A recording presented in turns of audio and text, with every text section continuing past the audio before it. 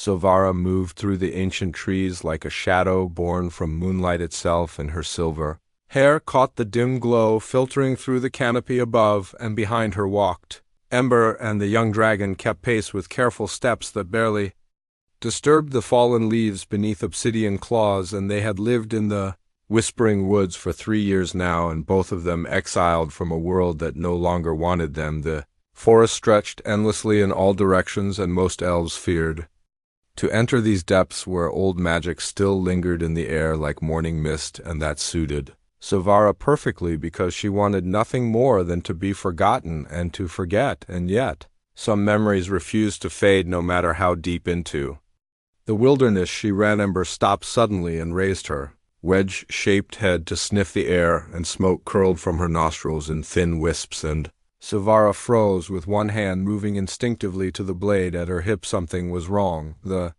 forest had gone silent, and no birds sang, and no insects hummed, and even the wind seemed to hold its breath.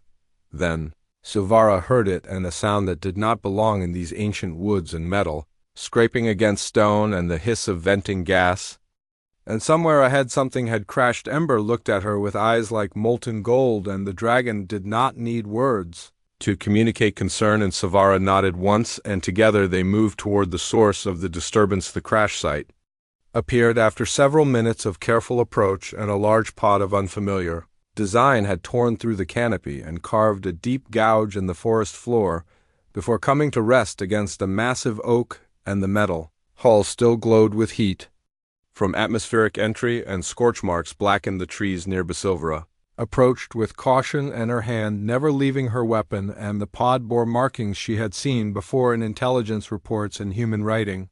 And but what would a human vessel be doing this far into ether and space? A sound came from inside the pod, and weak and frightened, and the sound of a child crying. Ember moved before Sovara could stop her, and the dragon pressed her snout against the damaged hull, and heat radiated from the metal, but Ember persisted, and her breath misting in the cool air. Sovara joined her and found the emergency release panel, and it took several tries, but the hatch finally hissed open with a groan of tortured metal. Inside huddled a small human child, and no more than 6 or 7 years by Sovara's guess, and the girl had brown hair matted with blood from a cut on her forehead, and her clothes were torn, and her eyes were wide with terror. The child looked at Sovara, and then at Ember, and for a moment Sovara expected screaming, but instead the girl whispered something in the human tongue. Ember pushed forward and lowered her great head until her snout nearly touched the child, and the dragon made a sound deep in her chest and almost like purring, and the girl reached out with a trembling hand and touched the obsidian skull. Sovara felt something shift in that moment, and something she could not name, and the child looked at her with eyes that held too much pain for someone so young. The girl spoke again, and her voice barely audible, and Sovara's translator picked up the words, "Mama and Papa are gone, and they said run, and they said hide, and but I got lost." Sovara should have walked away, and every instinct, honed by centuries of survival, told her to leave the child, and to signal the authorities, and to wash her hands of this complication. And her people had a treaty with the Kryn Empire, and the same empire currently at war with humanity, and harboring a human child would violate that treaty and would bring consequences. But Ember had already decided, and the dragon curled her body around the girl, and sheltering her and warming her, and the child buried her face in the dragon's scales, and Sabit Silva knelt beside them and removed her pack and found clean cloth for bandages and water for drinking, and the girl drank greedily and coughed and then drank more. "What is your name?" and Sovara asked in careful human speech. "Caddy," and the girl whispered. "And Katie Morrison, I am Sovara, and this is Ember, and we will keep you safe." The words came out before Sovara could stop them, and promises she had no right to make, but looking at the frightened child, something in her heart that she thought long dead stirred back to life. They made camp in a hidden cave several kilometers from the crash site, and Sovara built a small fire and cooked simple food, and Katie ate slowly, and her eyes never leaving Ember, and the dragon stayed close in her presence, a constant comfort. Silva examined the pod's remains before leaving the crash site, and the colony ship had been destroyed, and that much was clear from the debris patterns, and the Kryn had attacked without warning, and as they often did.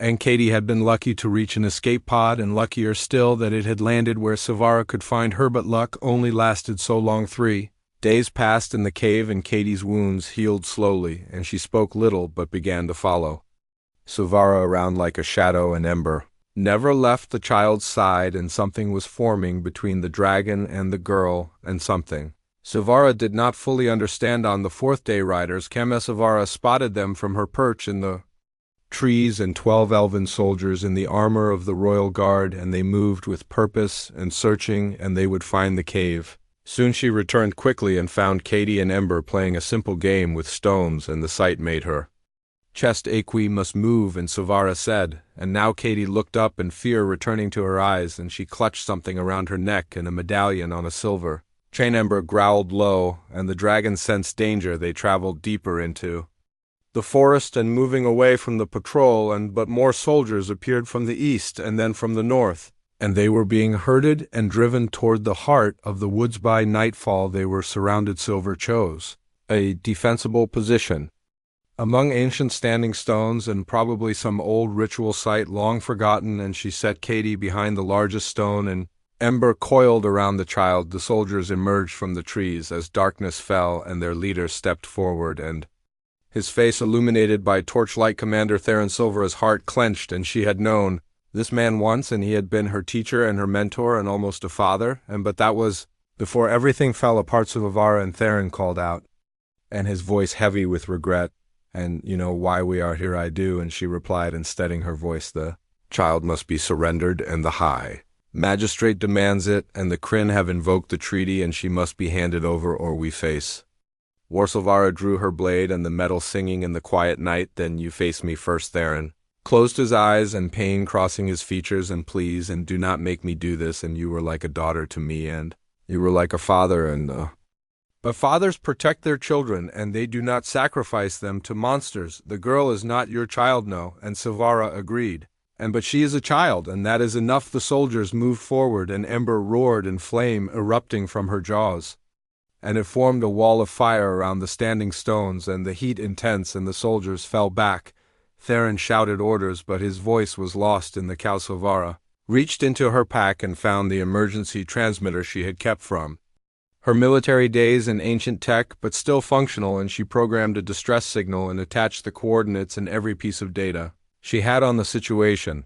Then she launched it into the night sky. The tiny device streaked upward, and vanishing into the stars, Katie emerged from behind the stone and stood beside Savara, and the girl was trembling, but her jaw was set with determination. Ember lowered her head, in flames still flickering around her jaws, and together they formed a triangle, an elf and dragon and human child, and standing against the world. Theron stepped closer to the firewall, and his face illuminated by the dancing light. "Stand down, Savara, and I do not want to hurt you." "Then leave," and Savara replied, "and take your soldiers and leave us in peace." "You know I cannot." "Then we have nothing more to say." The fire burned higher, and Ember feeding it with her breath, and in the distance more soldiers arrived, and dozens of them, and perhaps hundreds. Katie reached up and took Savara's hand in her small fingers, wrapping around the elf's larger ones. "Thank you," and the girl whispered, "and for not leaving me."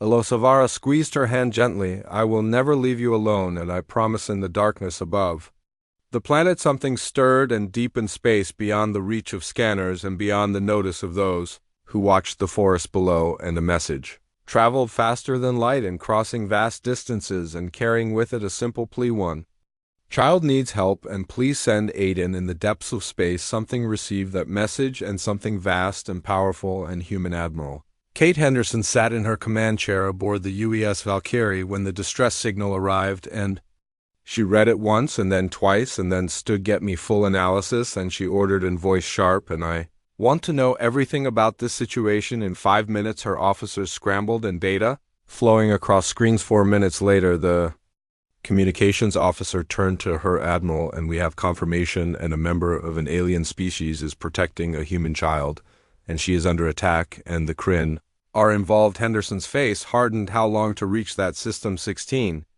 hours at maximum speed with the Third Fleet. "Then sound general quarters," as she said, "and all ships, and we are going to get our child back." The officer hesitated. "Admiral, and what about the alien protecting her?"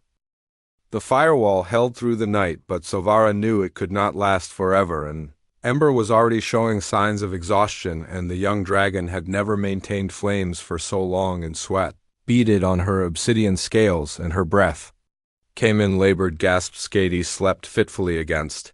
Silvara sighed, and the child whimpering in her dreams and calling for parents, who would never answer, and Silvara held her close and stroked her hair and wondering what madness had possessed her to make such an impossible promise. Commander Theron remained beyond the flames and waiting and patient, and he knew Silvara well enough to understand she would not surrender, but he also knew the fire could not burn forever. Dawn came slowly, and pale light filtering through the canopy and painting everything in shades of gray and gold. The flames flickered and weakened, and Ember swayed on her feet. Silvara made her decision. When I give the signal and run north, and she whispered to the dragon, and take Katie and do not stop until you reach the Silver Falls, and I will find you there. Ember's eyes widened, and a wordless protest forming. You must, and Silvara insisted, and she is what matters now, and protect her before Ember could refuse, and before Silvara could second-guess herself, and she stood and stepped through the dying flames. Theron straightened, and hand moving to his weapon. I challenge you, and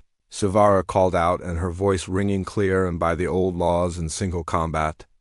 And if I win, you let us pass, and if you win, you take us without resistance. The soldiers murmured among themselves, and the old laws were sacred and binding, and even the High Magistrate could not override them. Theron's face was grim, but he nodded, agreed. And by the old laws, they met in the center of the clearing and weapons drawn, and for a moment they simply looked at each other, and two warriors who had once fought side by side. Why? And Theron asked quietly, and why throw everything away for a human child? Because no one threw anything away for me, and Silvara replied. And when I needed help, and when I tried to tell the truth, and they silenced me and exiled me and destroyed everything, I was. Theron's expression flickered with old pain. I believed in you, and you know that, but you did nothing to help. May could not, and the orders came from the highest levels. Then you understand why. I cannot give her up, and some orders are wrong. They fought. Silvara moved like water, and her blades singing through the air, and centuries of training guiding every strike, and Theron matched her in his own skill, honed by decades of command, and they danced the ancient forms, and teacher and student and metal ringing against metal behind them. Katie woke and cried out in fear. Ember used the distraction and scooped the girl onto her back and launched into the air, and wings beating hard and carrying them up and away and north toward the Silver Falls. Soldiers shouted and raised weapons, but Theron barked an order, let them go, and the challenge stands, and no interference. Silver felt relief flood through her, and the girl was away, and that was all that mattered. She pressed her attack and drove Theron back, and their blades locked and faces inches apart. I am sorry, and she whispered, and for what I must do. She swept his legs and sent him sprawling, and could have finished it then and ended his life, but she could not bring herself to kill the man who had once been family. Instead, she ran. Arrows whistled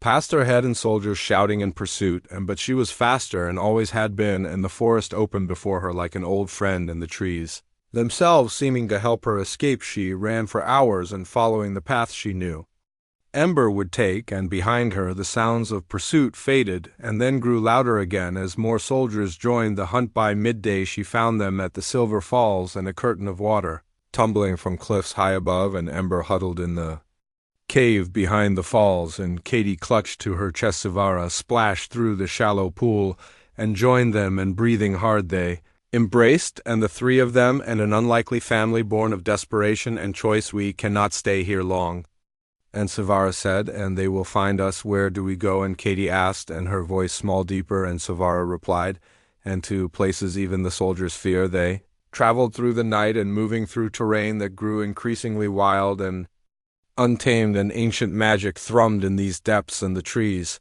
grew twisted and strange, and flowers bloomed that had not been seen in civilization for centuries. On the third day of running, they encountered others. 3 elves emerged from the undergrowth, and weapons raised, but their armor was mismatched and worn, and these were not soldiers of the High Magistrate. The leader was a young female with kind eyes and healer's marks on her robe. Silvara, and she breathed, and the void blade.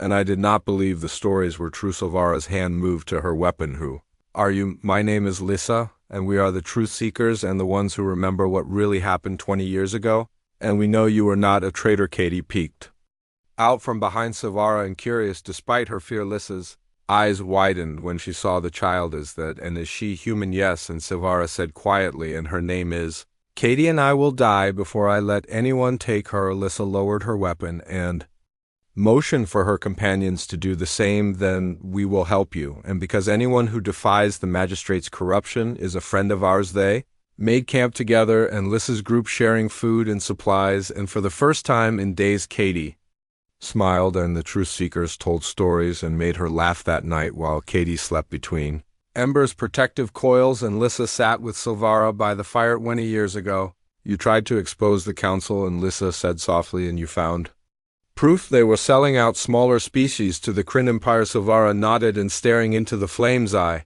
found shipping manifests and communications and treaties signed in secret, and they were trading lives for technology and for weapons and for power. They could not let that truth spread, so they destroyed me instead and branded me a traitor and took everything I had. Lissa reached into her pack and pulled out a small data crystal. We have been gathering evidence 2 and 4 years, and the corruption runs deeper than you knew, and the High Magistrate himself has been the Kryn's puppet. Silvara took the crystal and turned it over in her fingers. Why tell me this now? Because that human child has changed everything, and Lissa said, and the Kryn are demanding her, and the magistrate has agreed, but there is more. What more could there possibly be? Kryn are not just at war with humanity, and they are preparing to invade Etherin itself, and the magistrate believes he has secured a treaty, but the Kryn have no intention of honoring it, and they will destroy us. Alsavara's blood ran cold. When soon, and maybe weeks and maybe days. Then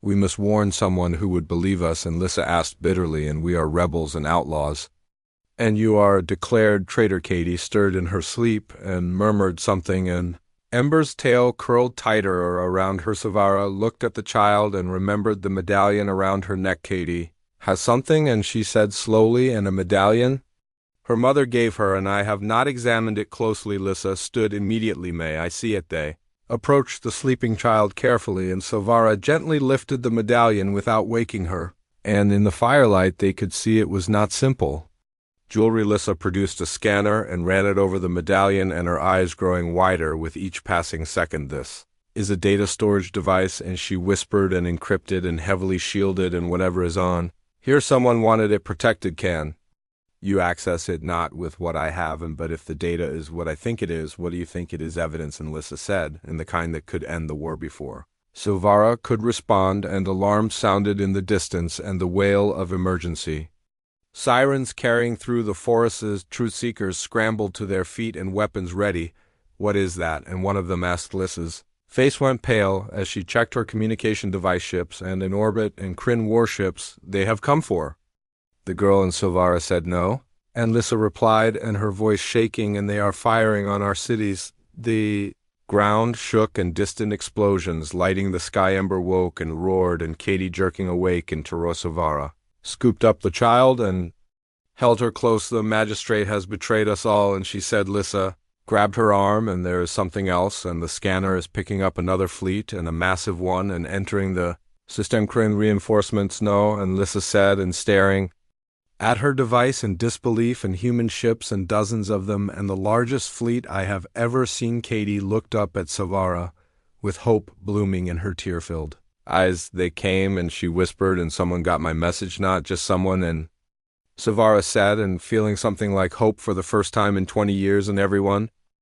The sky above Etherin burned with the light of 100 ships and human vessels dropped from faster-than-light travel with precision that spoke of military discipline, and at their head flew the UES Valkyrie and its weapons already charging. Admiral Kate Henderson stood on her bridge and watched the tactical display with cold fury, and 3 Kryn warships were firing on civilian population centers below, and cities that had no shields and no defenses, and innocents dying by the thousands. Weapons free, and she said quietly, and eliminate the Kryn vessels attacking ground targets and priority alpha. The Valkyrie's main cannon spoke, and lances of coherent energy crossing the distance in heartbeats, and the first Kryn ship exploded in a ball of fire and debris scattering. The other 2 tried to flee. They did not make it. Henderson's Fleet moved with mechanical efficiency and surrounding the remaining Kryn vessels and demanding surrender, and when none came they destroyed them without hesitation. The Elven Council's communications came through and frantic and confused. This is High Magistrate Verandis and cease fire immediately, and you are in violation of sovereign space. Henderson smiled without humor. Patch me through and open channel. And I want everyone to hear this. Her communications officer nodded. The screen changed and showed the magistrate's face, and aged and lined and eyes full of barely concealed rage mixed with fear. Magistrate, and Henderson said in her voice carrying across every channel and to every ship and every planet in the system, and I am Admiral Kate Henderson of the United Earth Defense Fleet, and I am here to collect one of our citizens. The child is not yours to collect, and the Kryn have prior claim.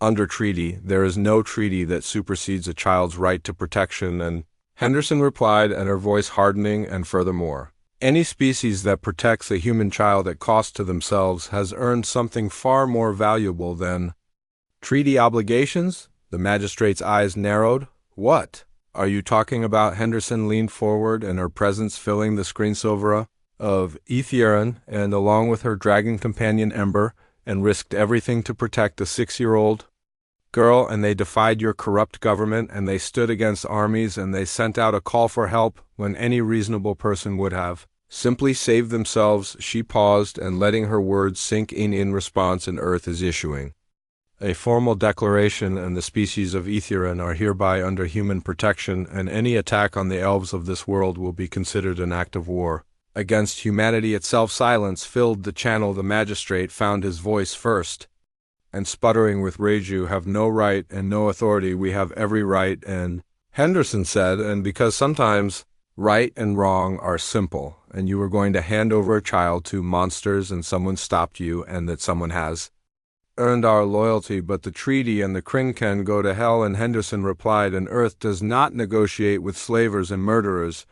The channel erupted with voices and Elven Council members arguing, and some supporting the magistrate and others calling for his removal. Henderson cut through the noise. I am sending down a recovery team, and they will retrieve Katie Morrison along with Savara and Ember, and anyone who interferes will be dealt with accordingly. And furthermore, I am releasing evidence to all channels showing the true nature of your council's dealings with the Kryn Empire. Data flooded the networks and communications. Transcripts and shipping manifests and video evidence of the magistrate's secret meetings with Kryn commanders, and the proof was overwhelming and damning. Cities across Etherin watched in horror as the truth spreading. The Forest and Savara watched the same data stream on Lissa's device. This is it, and Lissa breathed, and this is everything we needed. The magistrate betrayed us all, and another truth seeker, Sada. New voice came over the communications channel, and Commander Theron, Admiral Henderson, and this is Commander Theron of the Royal Guard, and I am prepared to escort your recovery team to the targets. The magistrate shouted in rage, Theron, you are relieved of command. No, and Theron replied, and his voice steady, and I am relieving you and magistrate, and in the name of the people you have betrayed, and I am placing you under arrest for treason. The channel dissolved into chaos. Henderson turned to her tactical officer. Get me a team down there now. And Commander Lisa Park and full support within minutes. A dropship screamed through the atmosphere and carrying a team of human special forces, and they landed near the Silver Falls with weapons ready and scanning for threats. Commander Lisa Park stepped out first, and her armor gleaming in the sunlight. She was met by Theron and a contingent of elven soldiers, and for a moment tension crackled in the air. Commander Park, and Theron said carefully, and I am here to help and not hinder. Park studied him and then nodded. Take us to them. They moved through the forest together, and human and elf, and united by common purpose. Silva saw them coming and positioned herself between the approaching soldiers, and Katie and Ember growled, and flames flickering at the corners of her mouth. Park raised both hands in showing she carried no weapon. Silver of Etherin, and she called out, and I am Commander Lisa Park, and we received your distress call, and we are here to help. Savara did not lower her blade. How do I know this is not a trick? Park smiled and reached into her pack and pulled out a stuffed toy and a small bear worn with love. Katie Morrison asked us to bring this, and she said you would understand, and it was her father's, and he gave it to her before the end. Katie gasped and pushed past Savara and reaching for the toy with trembling hands Papa's bear, and she whispered, "And taking it and holding it close, and how did your father send it to Earth?" Before the attack, and Park said gently and kneeling to the child's level, "And he wanted you to have something to remember him." By tears streamed down Katie's face, and she threw her arms around Park, and sobbing Park held her and looking up at Silverayu, kept her safe, and you protected her when you had no reason to, and Earth does not forget that. Savara slowly lowered her weapon. "What happens now?" And Park stood, and still holding Katie, "And you come with us, and all three of you, and under human protection. What about my people?" Theron stepped forward. "The magistrate is being removed," and he said, "and those of us who remain loyal to Etheron's true values will rebuild, but it will take time." Lissa and her truth seekers emerged from the trees. "We will help," and Lissa said, "and the resistance is larger than you know, and Commander and many will stand with." Theron. Park nodded and turned to Silver. "Admiral Henderson wants to meet you, and she wants to shake the hand of someone who proved that honor exists across species." The journey back to the landing zone was quiet, and Katie held between Silvara and Park and Ember. Walking alongside them, they boarded the drop ship, and Katie's first time in human military craft, and the child stared wide-eyed at everything. The ship lifted and breaking atmosphere and rising toward the fleet above. Katie pressed her face to the viewport and watching her adopted world fall away. "Will we come back?" and she asked. Silverays and Silvara promised, and this is not goodbye, and this is just the beginning. The Valkyrie's hangar bay was massive and filled with ships and equipment and personnel moving with purpose, and when the drop ship landed, Admiral Henderson was waiting personally. She was tall and commanding, and with gray streaking her hair and eyes that had seen too much war. Silvara stepped out first and ready to defend if needed. Henderson approached and stopped a respectful distance away. "Silvara," as she said, "and I want to thank you, and on behalf of Earth, and on behalf of every parent who fears for their children, and on behalf of everyone who believes some things are worth fighting for." Silvara did not know how to respond. "I only did what was right." Henderson smiled. "That is exactly why we are here, and come and let me show you what right looks like when it has a fleet behind it." They walked through the ship together, and Henderson explaining her plan. "We are not leaving Etheron defenseless," and she said, "and we are establishing a permanent Guardian fleet in this system, and any species that threatens the elves will have to go through us first." "But why?" and Silvara asked, "And we are not your people. You protected one of ours," and Henderson replied, "and that makes you ours to protect." They reached the bridge, and the view screen showed Etheron below, and beautiful and wounded, and already human ships were moving to provide aid to damaged cities. Katie had been quiet through all of this, but now she spoke. "Admiral Henderson," and she said in her small voice, "and what about the other children?" Henderson knelt down to her level. "What other children?" and Katie, "All of them," and Katie said, "and all the children on all the worlds where bad people hurt them, and can Earth protect them too?" Henderson's eyes grew wet. She looked up at Silvara, and then at her crew, and then back at Katie. "Yes," and she said firmly, "and we can try, and we will." Katie smiled, and the first real smile Silvara had seen from her. "Good," and the child said, "and because everyone deserves someone like Silvara, and someone who will not give up." Henderson stood and turned to her communications officer. "Send a message to Earth Command," and she ordered, "and let them know we are expanding the Guardian Fleet program, and any species that requests protection and that proves they deserve it and will receive it." The officer hesitated. "Admiral, and that is a massive commitment." Henderson nodded. "Yes, it is, but some commitments are worth making." She turned to Silverar. "People will need leadership, and someone who understands both."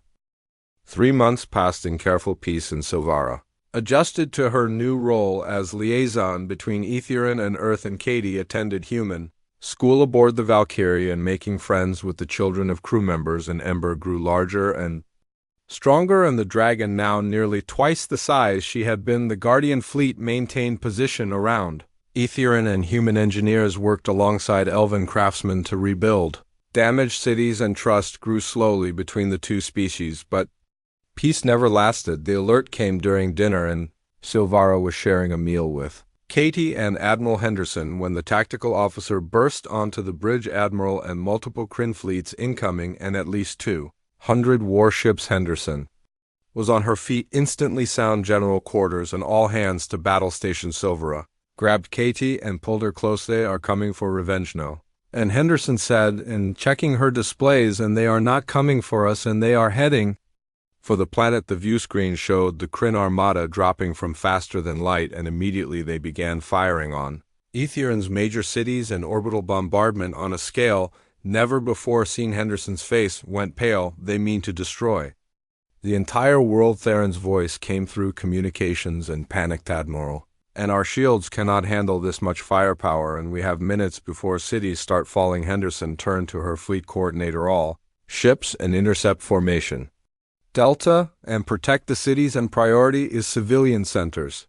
The human fleet moved to block the bombardment and their shields absorbing hits meant for the world below, but there were too many Kryn ships and too many vectors of Sovara. Watched in horror as her homeworld burned. Lyssa's voice came through and strained. The capital is taking heavy fire and shields at 30%. And we need help. Henderson slammed her fist on the console. We are spread too thin and I cannot cover all the cities. Katie pulled on Silvara's sleeve weapon and she said quietly, Silva, look down at her. What weapon? And child, the one you told me about and in the stories, and the one under the capital city. Silvera's breath caught, and she had told Katie old legends during their time in the forest and stories about ancient elven weapons from before recorded history. That is just a myth. Katie shook her head and her hand going to the medallion around her neck. Mama's data, and there is information about it, and I can feel it. Henderson turned to them. If there is any chance and anything that can help. Silvara made her decision. I need to go to the surface and to the capital, and there is something there that might turn the tide. Henderson did not hesitate. Commander Park, and prep a dropship and full tactical team. Katie stepped forward. I have to go too. Absolutely not. And Silvara said. Katie held up her medallion and her eyes serious beyond her years. Ember needs me and the weapon needs dragon fire, and you said so in the stories, and I am the only one who can talk to Ember. In her mind, Silvara wanted to refuse and to lock the child somewhere safe, but she knew Katie was right. Henderson knelt beside Katie. Are you sure? And this will be very dangerous. Katie nodded. Everyone is in danger already, and I can help. Henderson looked at Silvara and a question in her eye. Silvara took a deep breath and nodded. We go together. The drop ship screamed through atmosphere under heavy fire, and Kryn fighters trying to intercept and human escort ships engaging them, and explosions lighting the sky. Commander Park sat with her team and weapons ready. Lieutenant Amy Ross checked her rifle and looked at Silvara. What exactly are we looking for? An ancient chamber beneath the capital, and Silvara replied, and if the legends are true and it contains a beacon. What kind of beacon? The kind that calls for help. They landed in the capital square, and the city burning around them, and buildings collapsed, and people screaming and running. Theron met them with a squad of elven soldiers. The entrance to the old tunnels is this way, and follow me. They moved through chaos and past wounded civilians and past fires that raged unchecked, and Katie held tight to Silvara's hand and her other arm around Ember's neck. The dragon had insisted on coming, and nothing could have stopped her. They descended into tunnels older than the current civilization, and walls carved with symbols no living elf could read, and the air grew thick with ancient magic down here, and Theron led them through twisting passages and past chambers filled with artifacts, and deeper and always deeper. Finally, they reached a massive door and sealed with mechanisms that had not been touched in millennia. Silver examined it and ran her fingers over the inscriptions. It requires dragon fire, and she said, and Ember the dragon stepped forward and opened her jaws, and white-hot flame poured over the door, and the metal glowing and the symbols lighting up one by one. The door groaned and began to open. Inside was a chamber vast and dark, and in the center stood a pillar of crystal that reached from floor to ceiling and pulsing with faint light. Katie walked forward as if in a trance. This is it, and she whispered, and this is what Mama found. Silvara followed her. What do you mean? Katie touched the medallion. Mama was researching ancient sites, and she found references to this and to what it really does. What does it do? And Park asked. It does not call dragons, and Katie said softly, and it calls the ones who made the dragons, and the first ones. Theron stepped back in shock. The first ones are myths and legends, and they have been gone for thousands of years. Katie placed her hand on the crystal. They have been waiting and waiting for someone worthy. The crystal flared bright and Katie cried out, and Silvara grabbed her but could not pull her away. Ember roared and pressed her snout against the crystal and dragon fire and child and ancient mechanism.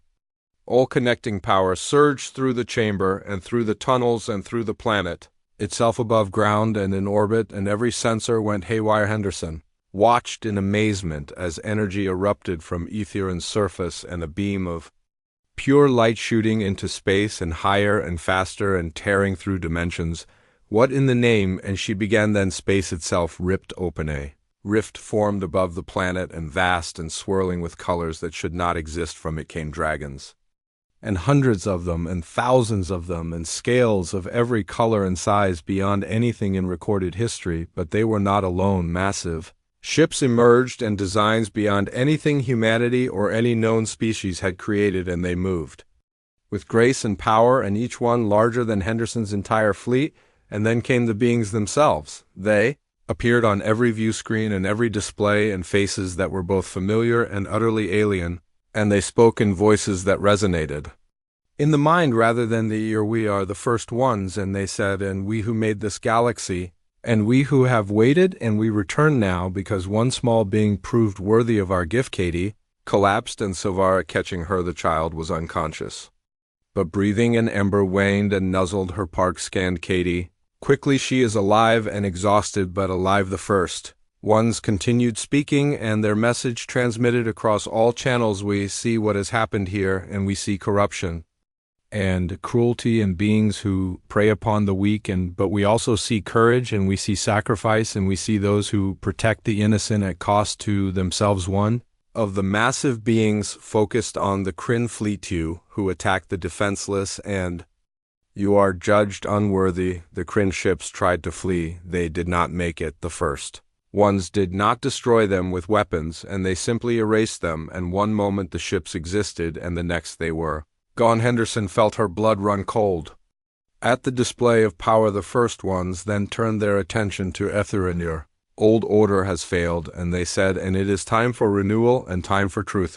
Corrupt council members across the planet found themselves unable to hide, and their crimes exposed to all, and justice swift and certain. But then the first ones did something unexpected. They turned to the human fleet, you who call yourselves protectors, and you who came when a child called for help, and you who offered aid without demanding payment, and you are acknowledged. Henderson found herself speaking before she could think. We only did what was right. That is why you are acknowledged. And the first ones replied, and the galaxy has been without such righteousness for too long, and you shall have our support. One of them gestured, and knowledge flowed into human computer systems and technology and medicine and science beyond their current understanding. This is our gift, and the first one said, and use it wisely, and use it to continue protecting those who cannot protect themselves. Henderson bowed her head. We will, and I swear it, in the chamber below.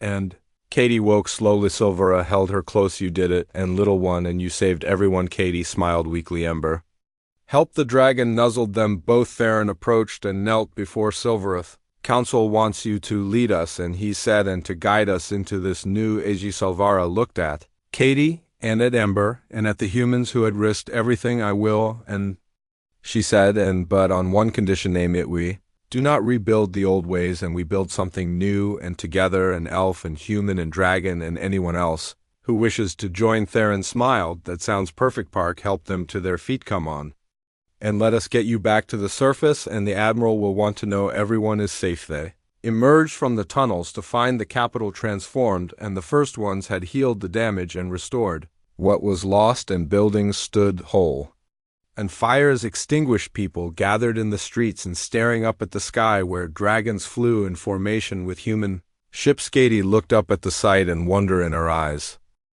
The first ones remained in orbit for 3 days, and during that time they worked alongside humans and elves to repair not just buildings, but the very fabric of society that had been torn. Katie recovered quickly, and children always did, and she spent her time playing with elven children who were no longer afraid, and Ember was never far from her side. On the third day, the first ones called for a gathering. Representatives from every species in the sector came to Aetherin, and some curious and some afraid, and all of them wanting to witness history.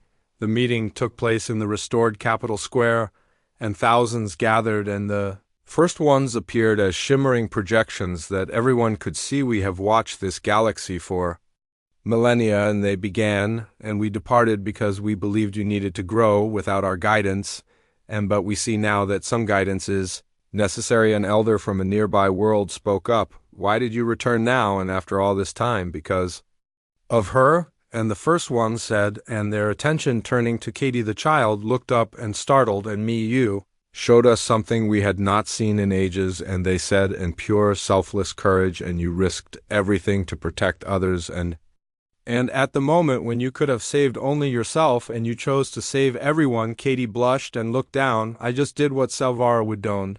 That is precisely why it matters, and the first ones replied, and you learned from one who sacrificed everything, and who stood against armies, and who refused to abandon the innocent. They turned to Silveron, you and Voidblade, and we know your story, and we know you were cast out for speaking truth, and we know you could have fled and saved yourself and left the child to her. Fatesavara stood straight, and meeting their gaze, I could not, and she is a child, and all children deserve protection. Admiral Henderson stepped forward. The first ones and humanity wishes to formalize its protection of Etherin and of any species that requests our aid. The beings seem to smile. We know, and we have seen your actions, and we approve, but we also offer something in return. Henderson waited. The first ones gestured, and data began flowing to human ships and to elven databases and to every species present. We give you knowledge, and they said, and technology to defend yourselves, and medicine to heal your sick, and science to explore the stars, but with one condition. Henderson nodded. Name it. Use it to protect and not to conquer, and use it to help and not to harm, and the moment you turn these gifts to oppression, and they will be taken away. Henderson placed her hand over her heart on behalf of Earth, and I swear we will honor this trust. The first ones turned to the gathered species. Any who wish protection, and any who wish to join this new alliance, and you may request it. But you must prove yourselves worthy, and you must show that you value life over power and compassion over conquest. A small being from a primitive world stepped forward, and trembling, my people have nothing to offer, and we are weak, and we have been raided by slavers for generations. The first ones looked at them gently. You have yourselves to offer, and that is enough. And Earth, and will you accept this species under your protection? Henderson did not hesitate. We will, and point us to the slavers. Over the next hours, dozens of species came forward, and some large and some small, and all of them desperate for protection and for hope. The Kryn Empire had terrorized this sector for centuries, and now their victims saw a chance for freedom. Katie watched it all, and holding Ember's massive claws. This really happening? And she whispered to Silveraze, and Silvara replied, and you started something that will change the galaxy. I just wanted everyone to be safe. That is why it worked. And Silvara said, and because you wanted it for everyone and not just yourself. Theron approached them, and his face serious but hopeful. Elven Council has voted, and we wish to join Earth's alliance formally and as equal partners. Henderson extended her hand. We would be honored. They shook, and human and elf, and the crowd erupted in cheers, but one voice cut through the celebration. A message came through from deep space, and from a Kryn commander who had escaped the first one's judgment. This is not over. And the voice hissed, and you have made an enemy of the Empire, and we will return, and we will destroy you all. Henderson's face hardened. Let them come, and she said, and they will find we do not stand alone. The first one spoke once more. We will remain in this dimension and watching, and we will not fight your battles for you. And you must grow strong on your own, but know that we are here, and should darkness truly threaten to consume the light, and we will act with that. They began to fade. Wait, and Katie called out, and will we see you again? The beings turned to her, and warmth radiating from them. Yes, little one, and you have earned a place in our hearts, and you and all who follow your example. Then they were gone and returned to whatever realm they inhabited.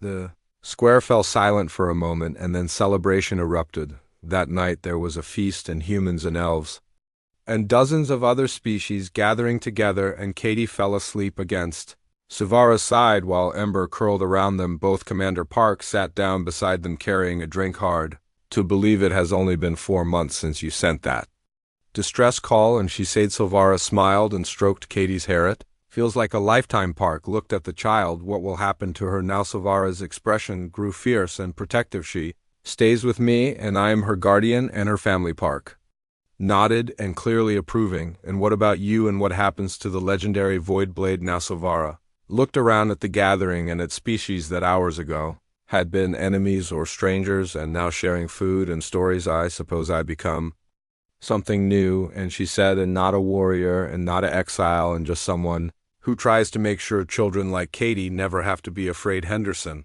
joined them, and settling into a chair with a tired sigh, we are establishing permanent guardian fleet stations in 17 systems, and she said, and more species are requesting protection every hour. Can Earth handle that? And Silvara asked. We will find a way, and Henderson replied, and the first ones gave us technology that will help, and but more importantly, they gave us credibility, and the galaxy knows we mean what we say. What about the Kryn? And Park asked. Henderson's smile was cold. They are in retreat across every front, and their subject species are rising up, and we are supporting them, and the Empire will fall, and it is only a matter of time. Lissa approached, and her healer's robes replaced with formal, diplomatic attire. The Truth Seekers have been officially recognized, and she said, and we are now the Historical Truth Commission, and making sure the real story is told. Theron stood and raised his glass to Silvara, and he called out, and the crowd quieting, and who risked everything for a child, and who reminded us what honor truly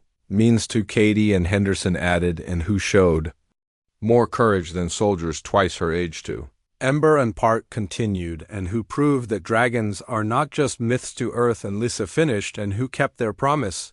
The crowd erupted in cheers, and glasses raised. Katie stirred and woke. What is happening? And she asked sleepily. Everyone is celebrating you, and Silvara said. Katie shook her head and burying her face in Silvara's shoulder. They should celebrate you, and you are the one who saved me. We saved each other, and Silvara replied, and that is what family does. 3 months later, Katie stood on the bridge of the UES Valkyrie, and watching as the ship prepared to depart. Etherish wore a small uniform that Henderson had commissioned for her, and honorary crew member Silvera stood beside her, and now wearing the formal robes of Etherin's ambassador to Earth. Ember had grown massive, and now nearly the size of a small ship, and she flew alongside them in space. Are you ready? And Henderson asked Katie. The girl nodded, and looking back at the planet below, we come back, of course. And Henderson said, and this is your home, and but now you get to see other worlds too, and help other children who need it. Katie smiled and turned to face the stars ahead. Then let us go, and there's work